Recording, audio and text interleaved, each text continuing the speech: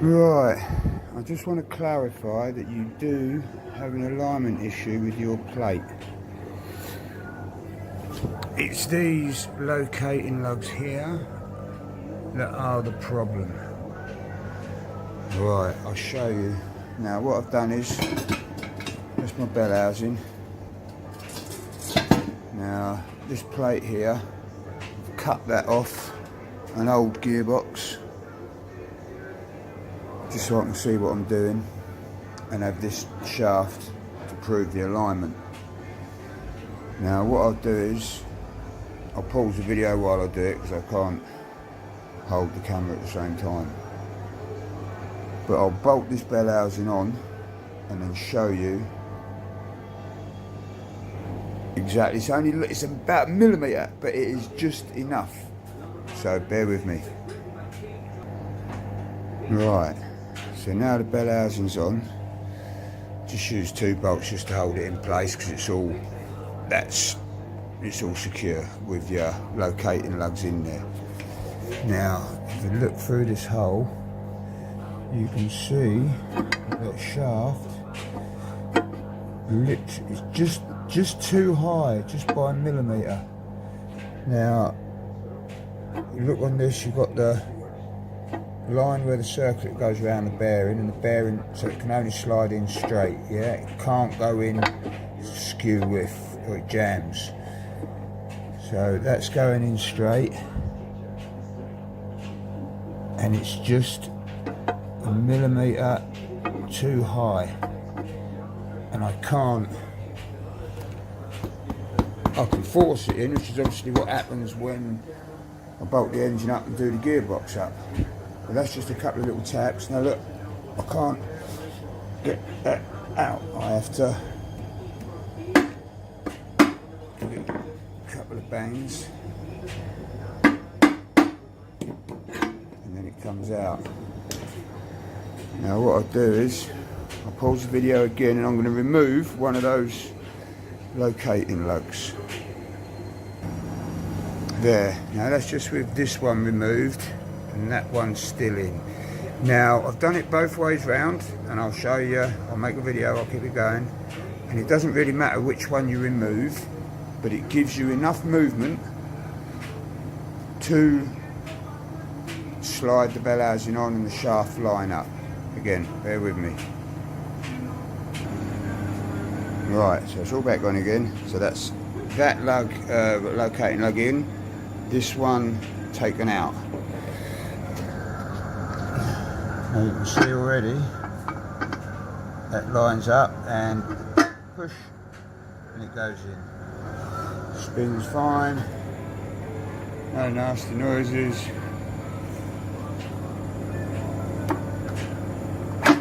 And comes out. Yeah? Whoa. Okay, so excuse me.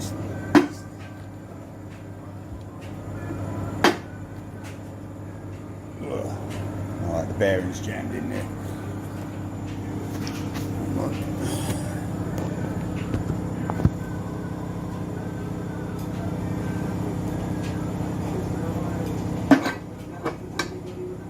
Okay, so now I've swapped it round, you've got the collar in there, and no collar this side.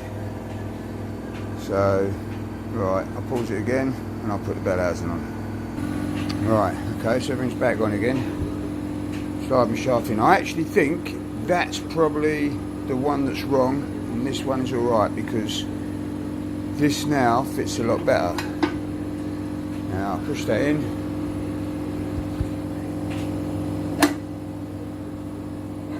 Spin that, and I'll pull it out again. You can see, should have done this with the other videos, but it's all tight up against the plate, so it's all in line, it's all bolted up right. Now we're looking here again, slide that in, pop straight in, no problem at all. Pull it out and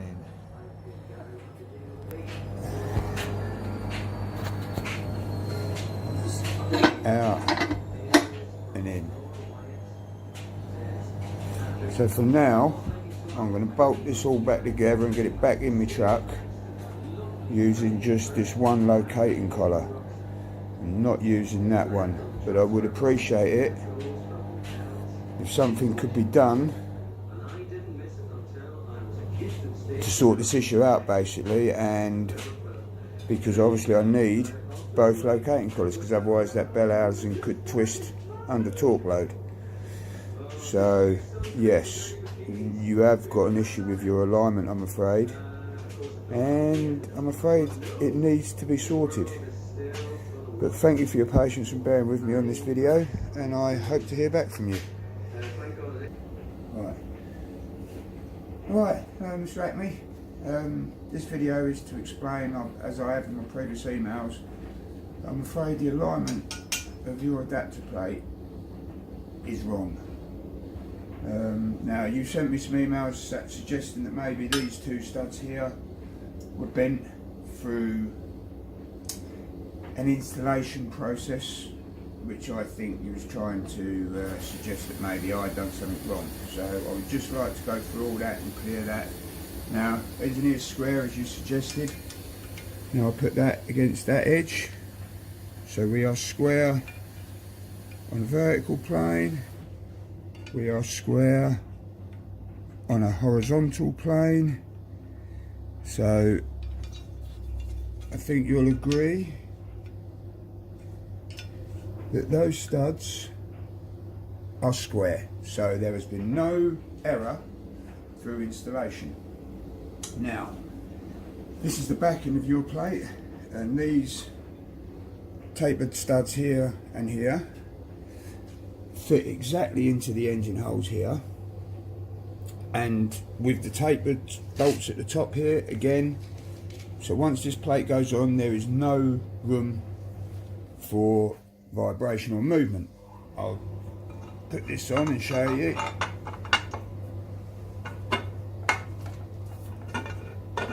Right.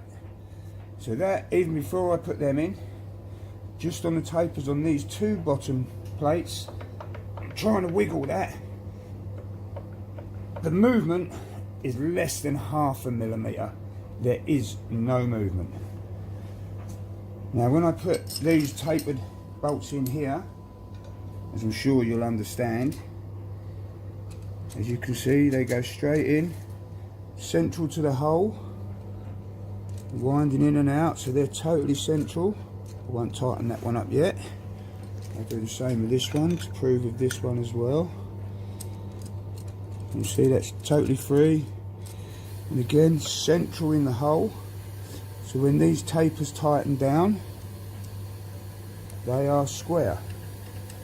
Now, just give them a little tweak. That's all it needs for now for this demonstration video. That plate is 100% square and is held square, or to your settings, by all your tapers and flanged studs. Now, this is the tool I made up. This is off of an original Toyota R150 or R series gearbox, which is broken, and I literally just cut the rear quarter off. And again, this is an original Toyota first motion shaft with a good bearing, with no play. Now I've put a little bit of tape around there just to take up that ½ a mil gap as it comes through this sleeve. So when that goes in there, that is 100% square, and there is no movement. It's hard to demonstrate on video, but there is no movement on that shaft as it goes through. Now, this is an original Toyota R series. It's for the V6 petrol, as you know, bell housing. Now when this goes on, again, where are they? Here we have the locating studs. So when this plate goes on, it cannot go on other than 100% totally square to Toyota's specifications.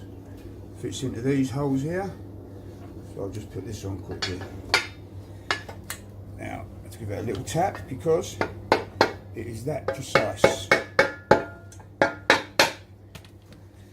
Now I'll just again tighten it up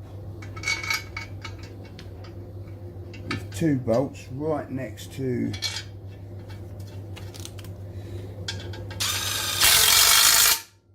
those studs. Now you can see there is no gap anywhere around this flange, so that plate is 100% square to the bell housing, both Toyota parts. Now these are your collars that go in here, put them back in, and they locate, as you know, into these 2 holes on the bell housing to hold it central again. Now I'll slide that on. There. Oh, that's on. Now what I will do is, again, I'll just wind these 2 nuts in and just tighten everything down enough to not be able to move for the purpose of this demonstration.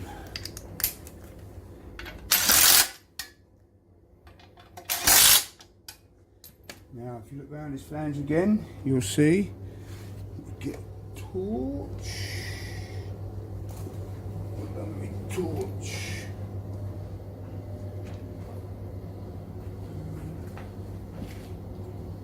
Right, okay, let me turn my flash on if I can. No. The torch is indoors. Is it? Oh, no, I did have one out here. How is that gone? There it is. Right. So you can see the flanges are totally tight. You can't see. All the way round. Coming closer down here. So everything is tightened up and square. There are no gaps anywhere around. Okay? Now if you look at these holes, there is an equal spacing around the stud, an equal gap. This is all to your specifications still. Now, if I slide this shaft in, and what I'm going to do is I'm not going to put it all the way in so you can see the alignment. I'm going to just line it up with this circlip hole. Now you know that circlip hole is square. There, now that is square all the way round. So for now, just as a start, you'll see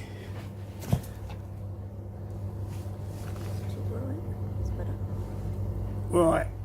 Now let me show you through the hole if I can. That shaft is out of line. It is high, top left.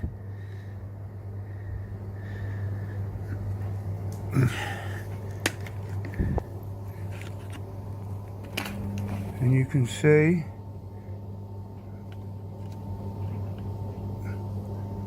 that is high, top left. There is a massive, massive gap by about 2 or 3 mil. Coming this side, you can see it's touching the top side of your bush. Down the bottom, there's a gap again. Now, I cannot even push this bearing in because your shaft doesn't line up with the hole. Now, I can force it in with the hammer, with the rubber mallet, but I'm not going to because it's a pain in the... it's hard to get out. But because of this, I have now got one broken clutch. All the springs are now loose. Worse than that, if you look just here, that plate there has snapped off. That finger should go right through, as with this one, because the plate has been flexing whilst it's been spinning, again proving it was out of line. So that's cost me one whole clutch. I then got another clutch and I tried making some adjustments, but it didn't. But I had to use your collars. I went away on an off-roading weekend and that has now destroyed my gearbox, and I will send you the video of that showing you how the oil is just full of metal, where it's worn the bearings out because your shaft is being pulled to one side. Now I hope this video concludes there is no user error here. It's not my error. I've tried to be very, very helpful with you, try to help you with your design process, if you like, to work with you so that we can get this plate right for all your other customers. Because other than that, it's a great plate. It worked. Everything is so easy. It's such an easy thing, and it's brilliant. And you can, like, as you know, it allows all these Volkswagen engines to go to the Toyota box. It's the diesels, the petrols, the lot. And there are a lot of people, especially in this country, after seeing my conversion with this, the 180T, are really interested and they want to go to diesel and a 180T. Now, I'm trying to work with you. I'm trying to get this developed. All you got to do is go back to your designs and find out where you're a couple of mil off. I proved it with this. I've proved it. So just please go back to your designs, get it right, and then we can move on. Personally, on my side of the argument, I would like another plate that is correct. At this moment in time, I'm not going to bother with the nonsense of, because I know you Americans, you love your compensation culture. I'm not into that. I'm not going to bother with the nonsense of trying to say you destroyed the gearbox, you destroyed the clutch, you owe me the money for them. All I want is a plate that works, the plate that I paid for to make this work. That's all I want, is a plate that works with this conversion. So again, hopefully you'll understand this demonstration now and you'll see what's happening. I hope it's clear enough. If not, then contact me. This engine will be out for possibly another week, maybe 2 weeks, while I try and find a way or wait for an answer from you, because I need my truck running. It's my car, it's my daily driver. I've got to get back on the road. Christmas holidays are coming up, I've got a little bit of time. So I will leave this engine out for now. So if you need any other information, or if this video that I'm sending you now isn't clear enough in any way, then please just ask and I will do that. But yeah, like I say, come on, play with me, let's get this done, yeah? Thank you very much.